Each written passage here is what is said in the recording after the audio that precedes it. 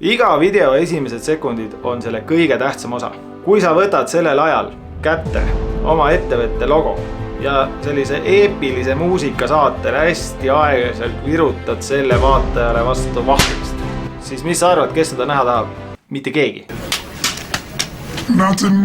Okei, võib-olla sina, kui sa oled selle video tellija, ettevõtte omanik, võib-olla sina oled see, kes tahaks seda näha. Mitte keegi teine ei taha. Pooled vaatajad lähevad ära, teine pool kerib edasi. On siiski paar kohta, kus selline traditsiooniline video intro võiks sobida. Üks on näiteks otseülekanne, midagi pole alanud, näita oma logo, näita teksti, täiesti okei. Teine võimalus on see, et kui sa teed iga intro natukese erineva, siis juba vaatajad teavad, et see ei ole täpselt sama, mis eelmine kord. Võib-olla see on kuidagi huvitav. Kolmandaks, kui sa ikkagi väga tahad oma seda intro kõlli sisse suruda, siis ära tee seda päris alguses. Võta esimesed 5-10 sekki niimoodi rahulikult, tutvustad, räägid, näitad, mis videos tuleb, siis pane oma see sponsorkõll või enesereklaam ja siis jätka juba siis asjaliku sisuga. Kui sa oled saanud vaataja 5-10 sekundiks, siis on väga suur tõenäosus, et ta vaatab seda ka järgmised 30 sekundit. Video algusele tasub väga palju rõhku panna ja mõelda, kas kõik selles on vajalik. No näiteks, kui mina alustaksin. Tere, mina olen Reigo Kimmel videoturundus.est.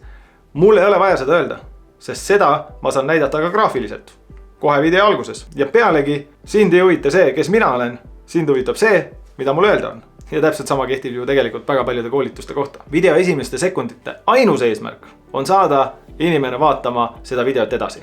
Seetõttu pead sa sellele panema video tegemise protsessis kõige suurema panuse.